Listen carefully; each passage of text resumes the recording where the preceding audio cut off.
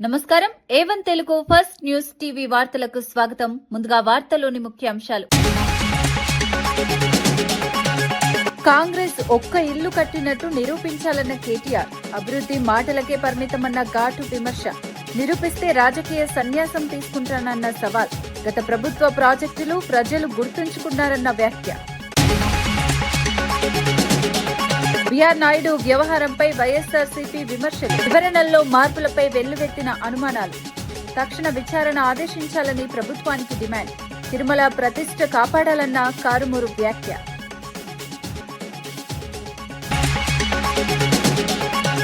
Velugumatla కూల్చివేతలపై BJP తీవ్ర ఆగ్రహం. నోటీసులు లేకుండా ఇల్లు కూల్చడం అన్యాయమన్న వ్యాఖ్య. బాధితులకు తక్షణ పునరావాసం కల్పించాలన్న డిమాండ్. మంత్రులపై చర్యలు తీసుకోవాలన్న రామచంద్రరావు. దుష్ప్రచారాలపై బిఆర్ నాయుడు ఘాటు స్పందన. వీడియోలో ఉన్నవారు కుటుంబ స్నేహితులేనని స్పష్టం. రాజకీయ ఉద్దేశంతో ప్రచారం జరుగుతోందన్న ఆరోపణ. భక్తుల విశ్వాసం కాపాడుతానన్న టీటీడీ చైర్మన్. విద్యా కమిషన్ నివేదికపై బీఆర్ఎస్ తీవ్ర విమర్శలు. ఉపాధ్యాయుల ఆత్మ గౌరవం దెబ్బతిందన్న ఆరోపణ. జీతాల నిర్ణయం పీఆర్సీదేనని స్పష్టం చేసిన నేతలు. నివేదిక అమలు చేస్తే వెనకడుగు అన్న హెచ్చరిక. ప్యాకేజీ టూర్ పేరుతో దుబాయ్ వెళ్లిన కర్ణాటకలోని బళ్ళారి, చిత్రదుర్గ ప్రాంతాలకు చెందిన పర్యాటకులు అక్కడే చిక్కుకుపోవడం ఆందోళన కలిగిస్తోంది. ప్రయాణ ఏర్పాట్లలో తలెత్తిన సాంకేతిక సమస్యలు, టూర్ నిర్వాహకుల నిర్లక్ష్యం కారణంగా విమాన ప్రయాణం నిలిచిపోయినట్లు సమాచారం. దుబాయ్ విమానాశ్రమంలో మహిళలు, వృద్ధులు, చిన్నారులు గంటల తరబడి వేచి ఉండాల్సి వస్తోందని బాధితులు చెబుతున్నారు. ఆహారం, వసతి, వైద్య సదుపాయాల విషయంలో కూడా ఇబ్బందులు ఎదురవుతున్నాయని వారు వీడియోల ద్వారా తెలియజేస్తున్నారు. స్థానికంగా తగిన సహాయం అందకపోవడంతో ఆందోళన పెరుగుతోంది. బళ్ళారి ఎమ్మెల్యే నారా భరత్ రెడ్డి కూడా అదే బృందంతో వెళ్లి అక్కడే చిక్కుకుపోయినట్లు సమాచారం రావడం మరింత చర్చనీయాంశమైంది. భారత రాయబార కార్యాలయం జోక్యం చేసుకుని తక్షణ చర్యలు తీసుకుని సురక్షితంగా స్వదేశానికి రప్పించాలని కుటుంబ సభ్యులు విజ్ఞప్తి చేస్తున్నారు.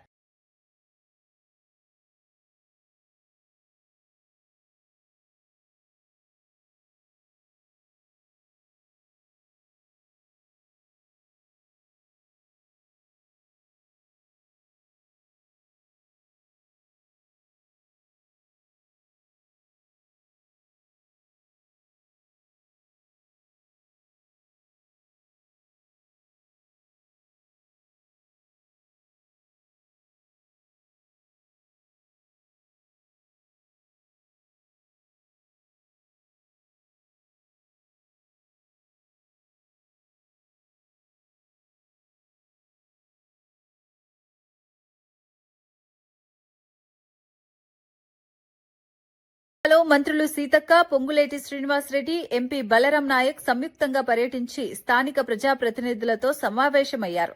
ఇటీవల గ్రామాల్లో ఎన్నికైన సర్పంచ్లకు అభివృద్ధి కార్యక్రమాల అమలు, నిధుల వినియోగం, పారదర్శక పరిపాలనపై స్పష్టమైన మార్గదర్శకాలు ఇచ్చారు.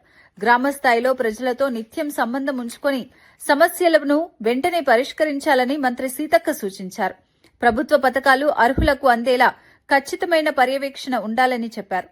గ్రామాల్లో తాగునీరు, రహదారులు, విద్య, ఆరోగ్యం వంటి మౌలిక సదుపాయాలపై ప్రత్యేక దృష్టి పెట్టాలని ఆదేశించారు. ఎన్నికల్లో ప్రజలు ఇచ్చిన బాధ్యతను నిజాయితీగా నిర్వర్తించాలన్నారు. అభివృద్ధి పనుల్లో ఎలాంటి అవినీతి చోటు చేసుకోకూడదని హెచ్చరించారు. ప్రజాసేవే లక్ష్యంగా పనిచేస్తేనే గ్రామాలు ఆదర్శ గ్రామాలుగా మారతాయని పేర్కొన్నారు.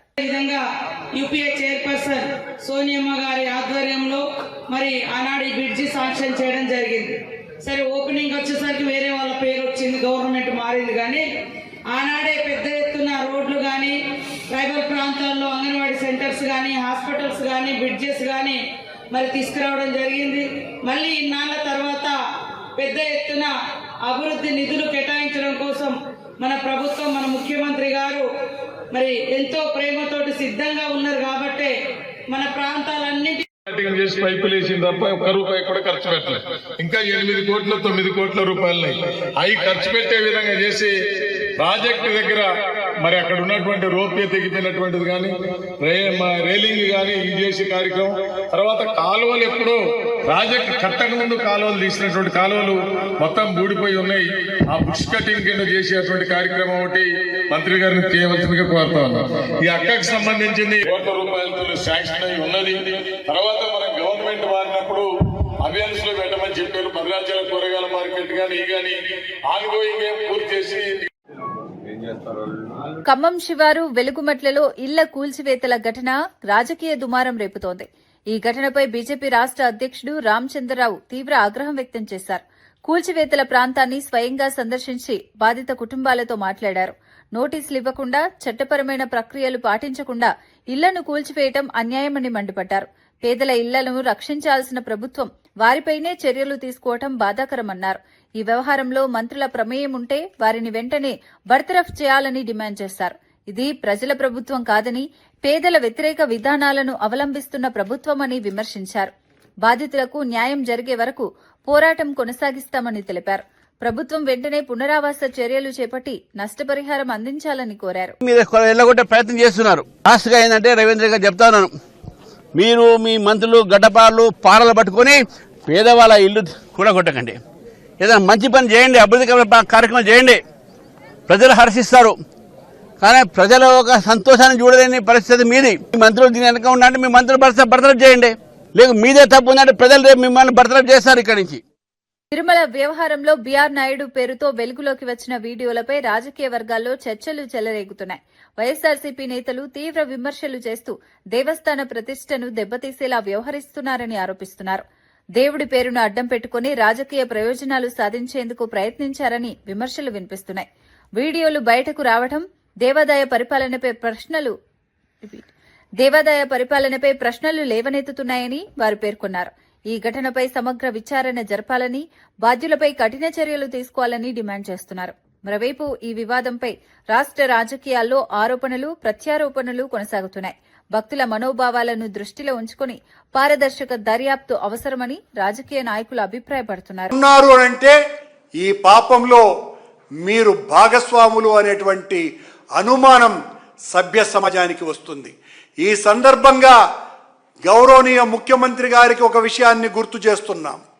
అచ్యుత దేవరాయలు, శ్రీకృష్ణ దేవరాయలు తరువాత రాజ్యమేలిన అచ్యుత దేవరాయలు గారు చక్రవర్తిగా ఉండినటువంటి రోజులలో తిరుమల అర్చకుడుగా ఉన్నటువంటి సిర్రియప్పన్ అన్నటువంటి అర్చకుడు, ప్రధాన అర్చకుడు అనైతిక కార్యక్రమాలకు పాల్పడ్డాడని ఆ సిరియప్పన్ని సాక్షాత్తు దేవాలయం ముందే వధించినారు. ఇది నేను అంటున్నటువంటి మాట కాదు. చంద్రబాబు గారు, మీరు రేపు వెళ్ళండి దేవాలయానికి. దేవాలయంలో ఉండేటువంటి సబేరా ముఖ్యులకు తీర్థ ప్రసాదాలు అందించేటువంటి సబేరా గది, దాని కిందనే ఉన్నటువంటి అన్నమయ్య లిఖిత కీర్తనలు ఉన్నటువంటి అన్నమయ్య అర ఎదురుగా ఉన్న స్వామి ఆలయ కుడ్యం మీద కింద ఉన్నటువంటి శాసనం ఈ సిరియప్పన్ అనైతిక కార్యక్రమాలకు పాల్పడ్డ కారణంగా వధించటం జరిగింది అన్నటువంటి శాసనం లేకపోతే దేనికైనా సిద్ధమని ఛాలెంజ్ విసురుతున్నా. చక్రవర్తులు అంత పెద్ద మంచి నిర్ణయం తీసుకున్నారే, మీరు అనునిత్యము వెంకటేశ్వర స్వామి నామజపం చేస్తూ ఆ వెంకటేశ్వర స్వామి నీ రాజకీయ పావుగా వాడుకుంటూ జగన్మోహన్ రెడ్డి గారి మీద, వైఎస్ఆర్ కాంగ్రెస్ పార్టీ మీద నిరంతరం నిందారోపణలు వేస్తూ ఇంత దారుణానికి ఒడికట్టినటువంటి విషయం బయటికి వస్తే నిర్లిప్తత, నిర్లక్ష్యం రెండూ కూడా క్షమార్హము కానటువంటివి, నేరగ్రస్తమైనటువంటివి అన్న విషయాన్ని ఈ సందర్భంగా గుర్తు చేస్తున్నాం. ఈ బీఆర్ నాయుడు గారు ఎంత దురాగతంగా మాట్లాడారంటే మా నాయకుడు జగన్మోహన్ రెడ్డి గారిని గురించి ఎంతో సాంప్రదాయబద్ధంగా తిరుమల ప్రతిష్టను దెబ్బతీసేలా బీఆర్ నాయుడు వ్యవహరించారని వైఎస్సార్సీపీ రాష్ట్ర అధికార ప్రతినిధి కారుమూరు వెంకటరెడ్డి ఆరోపించారు. మహిళతో ఉన్న వీడియోలు, ఫోటోలు బయటకు వచ్చిన నేపథ్యంలో ఆయన వివరణల్లో మార్పులు ఉండటం అనుమానాలకు తావిస్తోందన్నారు. ఉదయం డీప్ ఫేక్ అని, తర్వాత మార్ఫింగ్ అని చెప్పడం విశ్వసనీయతను తగ్గిస్తోందని విమర్శించారు. తిరుమల వంటి పవిత్ర స్థలానికి బాధ్యత వహించే వ్యక్తి ప్రవర్తనపై స్పష్టత రావాలని అన్నారు.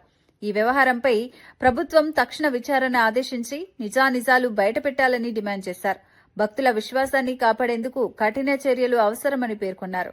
చైర్మన్ పదవిలో ఉండి పవిత్రమైనటువంటి ఆలయానికి రక్షణగా ఆలయ ప్రతిష్టను పెంచాల్సినటువంటి చైర్మన్ అడ్డంగా ఏదైతే అక్రమ సంబంధాలు పెట్టుకొని ఏదైతే వీడియోలు, అతనికి సంబంధించినటువంటి ఫోటోలు, అతని రంకు వ్యవహారాలన్నీ బయటకు వచ్చిన తర్వాత ఇదే బీఆర్ నాయుడు పొద్దున పూట పెట్టినటువంటి ట్వీటు అది deep fake video, AI video అని పెట్టాడు. పొద్దున పూట పెట్టిన ట్వీట్ అది. పొద్దున్నేనేమో అది ఏఐ వీడియో, మధ్యాహ్నం ఏమో అతను ప్రెస్ మీట్ పెట్టి వీడియో మొత్తం మార్ఫింగ్ చేశారంటలేదు, కొంచెం మాత్రమే కొన్ని చోట్ల చేశారంటున్నాడు. పొద్దునేమో ఏఐ వీడియో, మధ్యాహ్నానికి వచ్చేటప్పటికేమో వీడియోలో కొంచెం మార్ఫింగ్ చేశారు, మొత్తం మార్ఫింగ్ చేశారు అని నేను అంటలేదు, కొంచెమే చేశారని చెబుతున్నాడు. సిగ్గు శరం ఏమన్నా కొంచెమైనా ఉందా? నువ్వు బీఆర్ నాయుడు అని అంటే బి అంటే బరి తెగించిన, ఆర్ అంటే రంకు. బీఆర్ నాయుడు అంటే బరి తెగించిన రంకు నాయుడా, లేదంటే బీఆర్ నాయుడు అంటే బూతు రోత నాయుడువా? బీఆర్ నాయుడు అంటే శానాకాలం ఏదుంటది, ఏం తమాషాలు అనుకుంటున్నారా అన్నారు కదా మీ యాంకరు. శానాకాలం ఏదుంటది ఈ వ్యవహారాలన్నీ.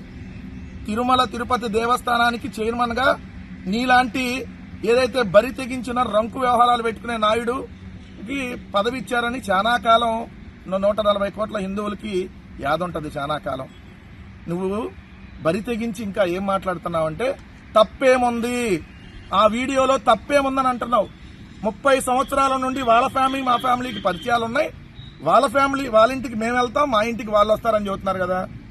అంటే మీరు మీ ఫ్రెండ్స్ వాళ్ళ ఏదైతే పెళ్ళాల దగ్గరికి వెళ్ళి మీ ఫ్రెండ్స్ పెళ్ళాలని వాటేసుకుంటారా?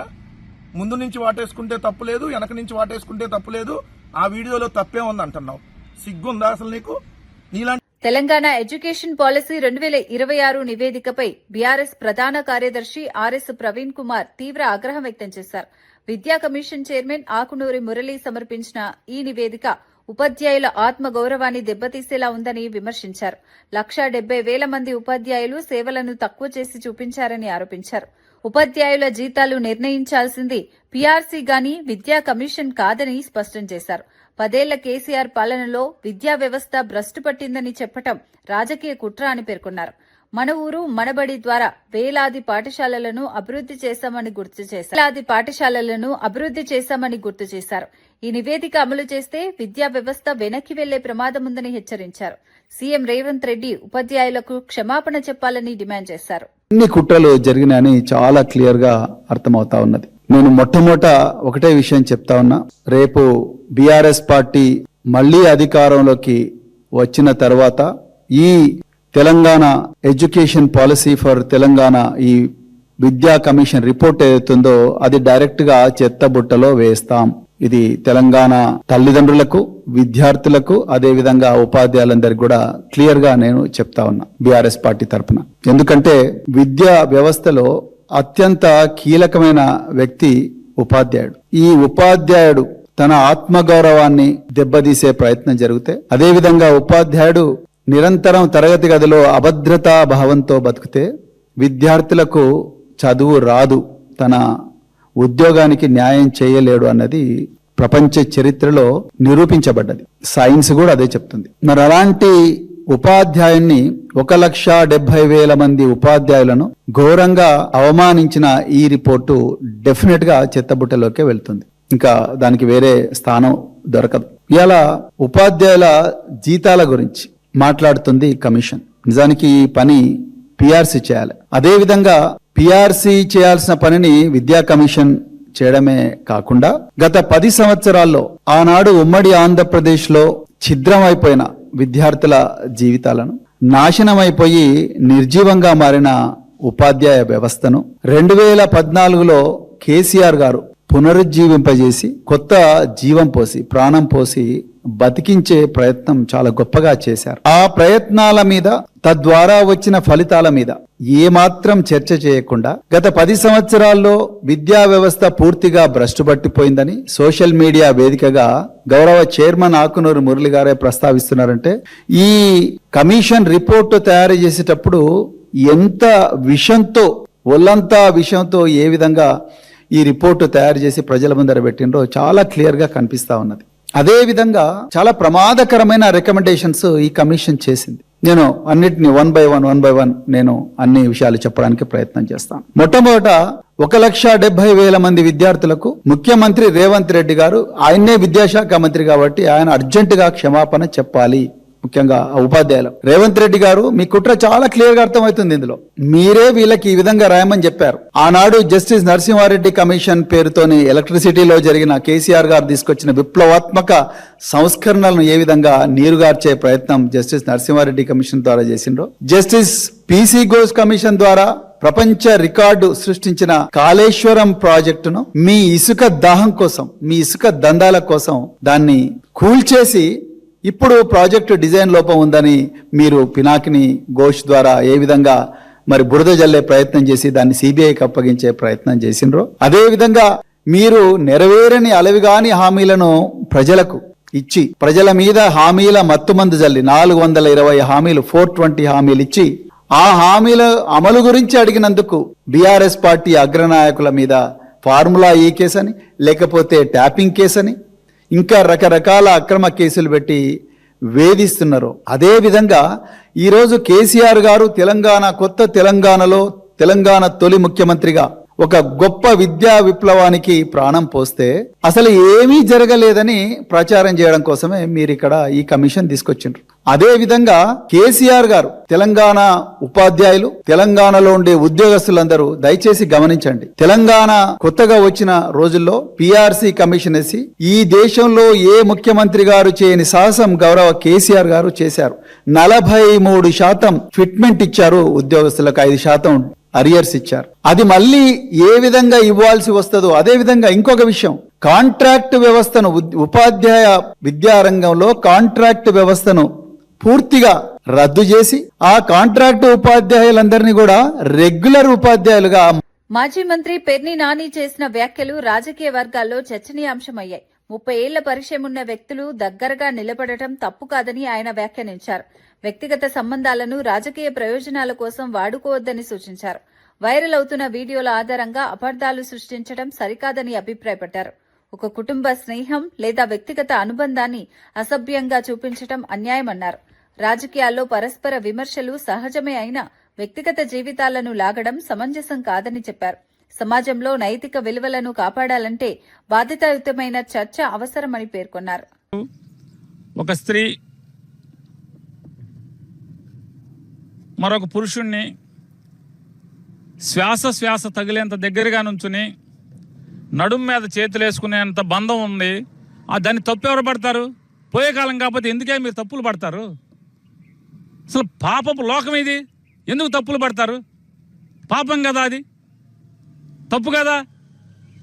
తప్పేంటి? 30 ఏళ్ల బంధం ఉంది. 30 ఏళ్ల బంధం ఉన్నప్పుడు రాకపోకలు ఉన్నాయి. రాకపోకలు ఉన్నప్పుడు శ్వాస తగిలేంత దగ్గరలో నుంచుని నడుం చుట్టూ చేతులేసి పట్టుకుంటే దాన్ని తప్పుగా పడతారు. పోయే కాలం కాకపోతే ఎందుకయ్యే పిరబుద్ధులు పెద్దప ఆలోచనలు మీకని? నేను కూడా తప్పే అంటున్నాను. టీటీడీ చైర్మన్ బీఆర్ నాయుడు తనపై జరుగుతున్న దుష్ప్రచారాలను ఖండించారు. సామాజిక మాధ్యమాల్లో వైరల్ అవుతున్న వీడియోలో ఉన్నవారు 30 ఏళ్లుగా తమ కుటుంబ స్నేహితులేనని తెలిపారు. ఈ వీడియోలను వక్రీకరించి ప్రచారం చేస్తున్నారని ఆరోపించారు. స్కామ్లలో ఇరుక్కున్న కొందరు తన ప్రతిష్టను దెబ్బతీయాలని ప్రయత్నిస్తున్నారని అన్నారు. ఉదయం డీప్ ఫేక్, తర్వాత మార్పింగ్ అంటూ వస్తున్న ఆరోపణలు రాజకీయ ఉద్దేశపూర్వకమని పేర్కొన్నారు. తాను ఏ తప్పు చేయలేదని, భక్తుల విశ్వాసాన్ని కాపాడేందుకు కట్టుబడి ఉన్నానని చెప్పారు.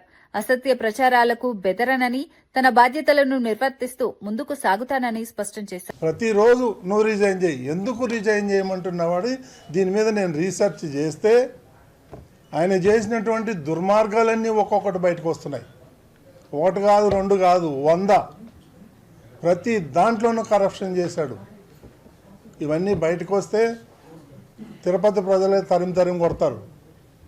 నేను ఈ రోజు కూడా నిస్వార్థంగా ఏది ఆశించకుండా, నేను రాజకీయ నాయకుడిని కాదు, నేను ఒక మీడియా అధినేతని, నేను ఒక బిజినెస్ మ్యాన్ని.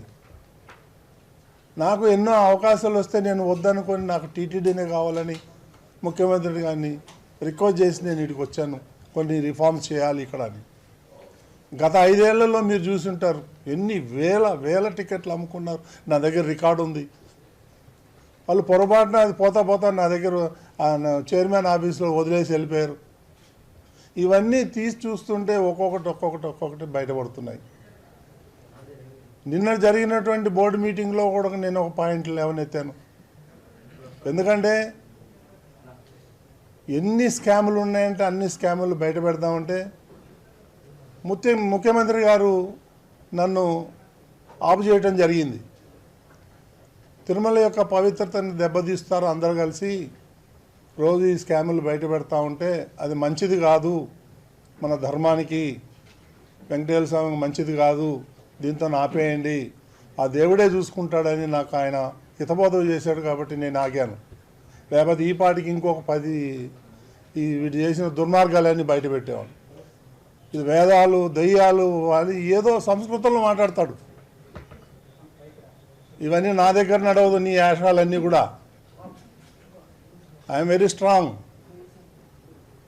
తగ్గేదే లేదు. ఏం వీడియోలు పెడతాడండి ఆయన? ఇప్పుడు ఏదైతే వీడియోలు పెట్టాడో వాళ్ళ ఫ్యామిలీ, మా ఫ్యామిలీ మోర్ దెన్ 30 years నుంచి మాకు ఫ్యామిలీ పరిచయాలు ఉన్నాయి. వాళ్ళ ఇంటికి మేము పోతాం, మా ఇంటికి వాళ్ళు వస్తారు. అంత మాత్రాన నేను ఎన్నిసార్లు చూసినా అందులో నాకేం తప్పు కనిపించలే. సో ఇవన్నీ చీప్ పాలిటిక్స్ ఆడి నా మీద బురద జల్తానంటే నేను భయపడేవాడిని కాదు. నేను నీలాగా రిజైన్ చేయమంటే చేసేవాడిని కూడా కాదు. ఇవన్నీ కూడా వాస్తవాలన్నీ కూడా నేను ఇమీడియట్గా కంప్లైంట్ ఇవ్వడం జరిగింది. ఇంకా 6 గంటలో ఎఫ్ఐఆర్ కూడా వస్తుంది. దీన్ని నేను హై లెవెల్కి తీసుకెళ్తాను, వీళ్ళ సంగతి ఏదో తేలుస్తాను. నేను మాత్రం భయపడేదే ప్రశ్నే లేదు.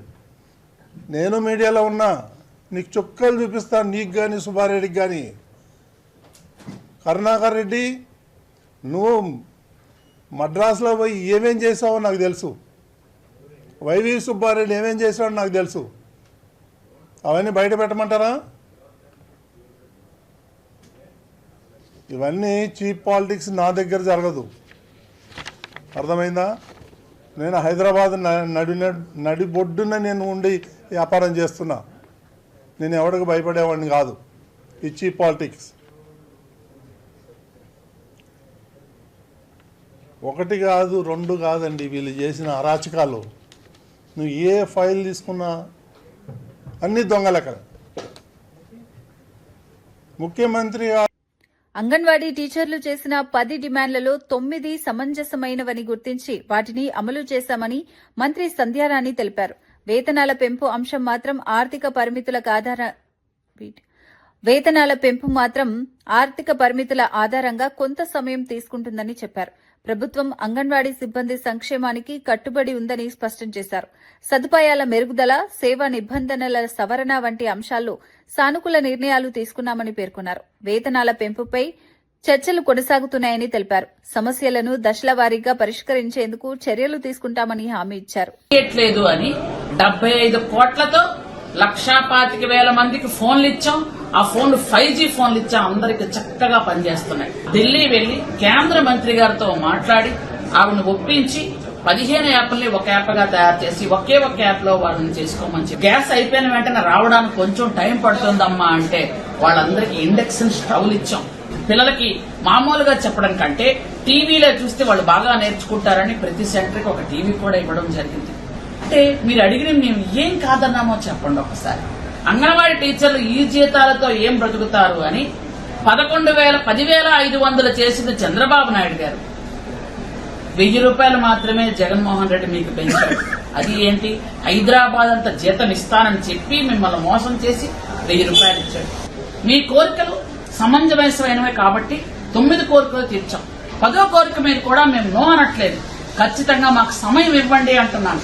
ఇలాంటివి కాకుండా దయచేసి అందరూ కూడా ప్రభుత్వానికి సహకరించమని హృదయపూర్వకంగా సోదరిమణులందరినీ కోరుకుంటున్నాను. Thank you very much.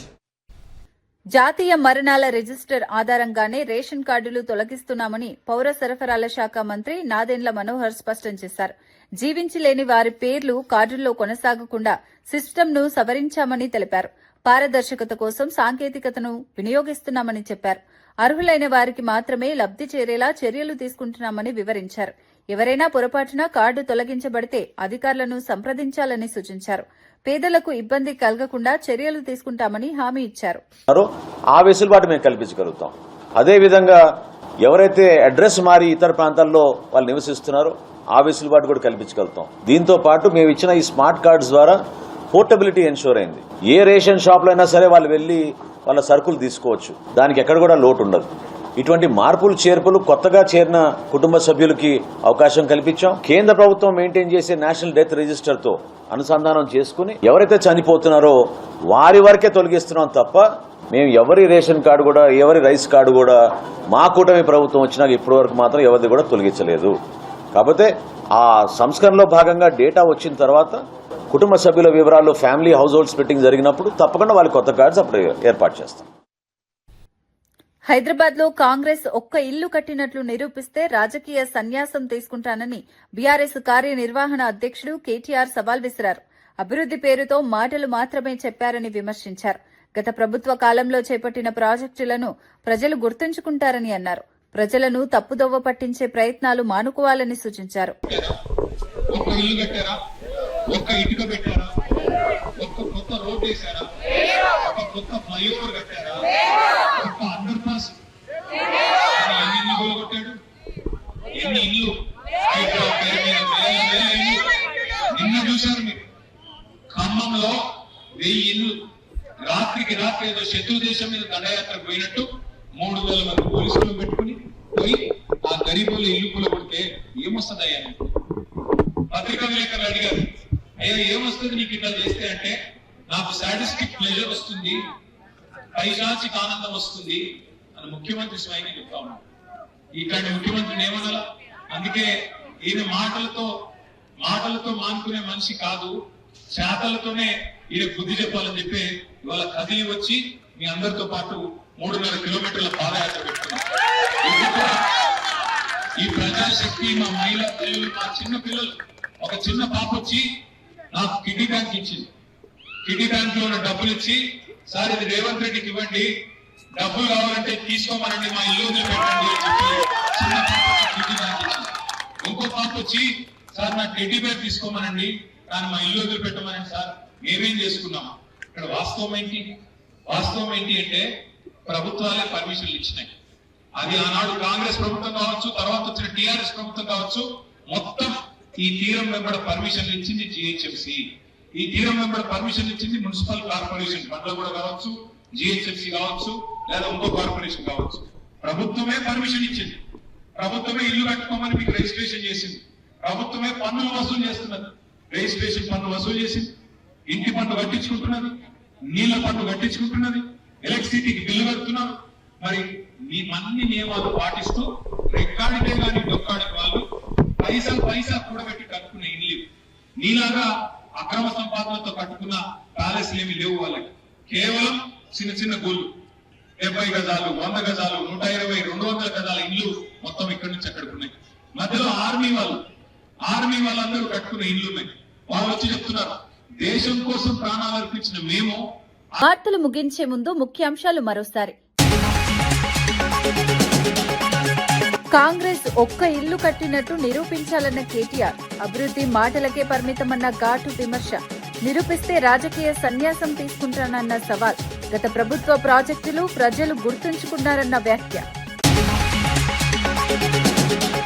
BR Naidu వ్యవహారంపై వైఎస్ఆర్సీపీ విమర్శలు. వివరణల్లో మార్పులపై వెల్లువెత్తిన అనుమానాలు.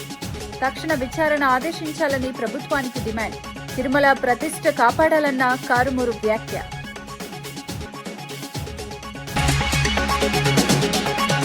వెలుగుమట్ల కూల్చివేతలపై బీజేపీ తీవ్ర ఆగ్రహం. నోటీసులు లేకుండా ఇల్లు కూల్చడం అన్యాయమన్న వ్యాఖ్య. బాధితులకు తక్షణ పునరావాసం కల్పించాలన్న డిమాండ్. మంత్రులపై చర్యలు తీసుకోవాలన్న రామచంద్రరావు. దుష్ప్రచారాలపై బీఆర్ నాయుడు ఘాటు స్పందన. వీడియోలో ఉన్నవారు కుటుంబ స్నేహితులేనని స్పష్టం.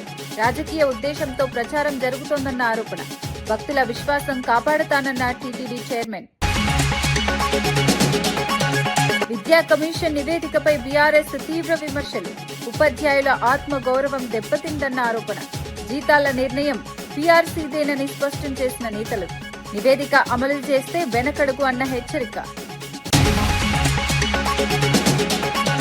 ఇవి ఈనాటి వార్తా విశేషాలు. మరో బులెటిన్లో మళ్ళీ కలుద్దాం. నమస్కారం.